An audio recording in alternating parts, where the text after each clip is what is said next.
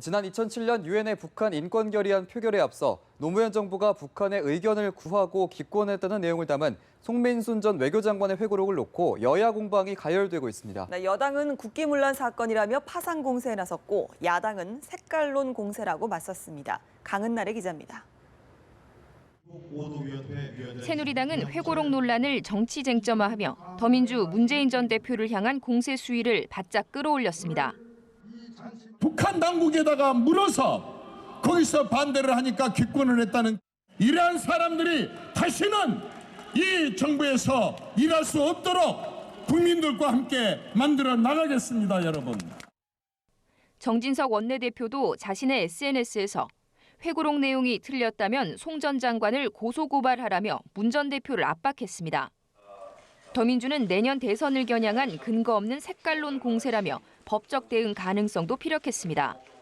사실관계 확인도 하지 않고 북한의 종로를 탄 것으로 규정하신 분들에 대해서는 당 차원에서 법적 대응을 하겠다는 말씀을 드리겠습니다.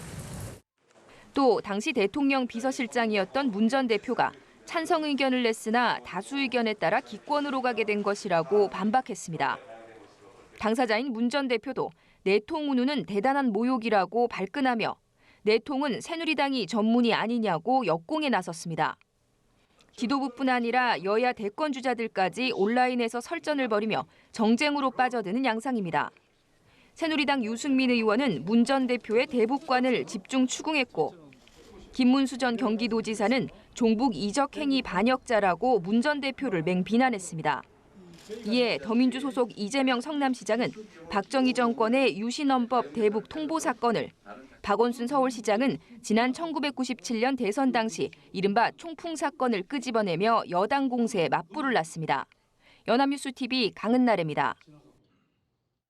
송민순 회고록을 둘러싼 또 다른 쟁점은 문재인 당시 비서실장이 북한 인권 결의안에 찬성을 했는지 아니면 기권을 했는지 여부 등입니다. 네, 회고록과 더민주가 서로 다른 주장을 하고 있어서 진실 공방이 더욱 가열되고 있습니다. 나재헌 기자입니다.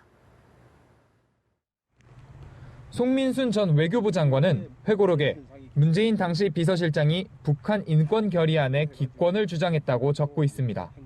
2007년 11월 15일 안보정책조정회의 당시 참석자들 사이에서 북한 인권 결의안에 대한 찬성과 기권 의견이 갈리자 송 전 장관이 찬성과 기권을 함께 대통령에 올려 결심을 받자고 제안하자 문재인 실장이 왜 대통령에 부담을 주냐며 당시 회의에 참석한 사람들의 다수 의견인 기권을 올려야 한다고 주장했다는 겁니다. 반면 더불어민주당 우상호 원내대표의 주장이나 당시 회의에 참석했던 이재정 당시 통일부 장관의 기억은 다릅니다. 당시 비서실장이었던 문재인 실장은 찬성 의견을 피력했다. 최종적으로 기권으로 결정됐을 때 그 다수 의견에 따랐을 뿐이다. 라는 것이 팩트입니다. 북한에 문의해보자는 김만복 당시 국정원장의 제안을 문재인 실장이 수용했는지를 놓고도 주장이 엇갈립니다. 회고록에서는 문재인 실장이 김 원장의 제안을 수용해 남북 채널을 통해 북한 의견을 직접 확인하기로 결정했다고 적고 있습니다. 반면 문 전 대표 측은 당시 회의는 안보실장 주재였다며 비서실장이 수용 여부를 결정할 위치가 아니었다고 반박했습니다. 연합뉴스TV 나재헌입니다. 네, 노무현 정부가 2007년 당시 유엔의 북한 인권 결의안 표결과 관련해서 북한의 사전 의견을 구한 뒤 기권했다는 내용의 회고록을 쓴 송민순 전 외교통상부 장관이 회고록을 둘러싸고 정치권을 중심으로 논란이 커지는 상황에 대해서 안타깝다고 말했습니다. 네, 연합뉴스TV와 단독 인터뷰에서 이 같은 심경을 밝혔는데요. 송 전 장관의 발언을 직접 들어보시겠습니다. 모든 건 책에 있는 대로 그대로입니다. 그리고 내가 여기에 더 덧붙일 말이 없습니다. 정치권에 할 말씀 해주고 싶은 말씀이 있으신지. 과거를 보고 미래로 갈 길을 같이 한번 찾아보자. 이런 생각에서 책을 썼는데 이게 정쟁의 소재로 이렇게 등장하는 것은 정말 안타까운 일이고요.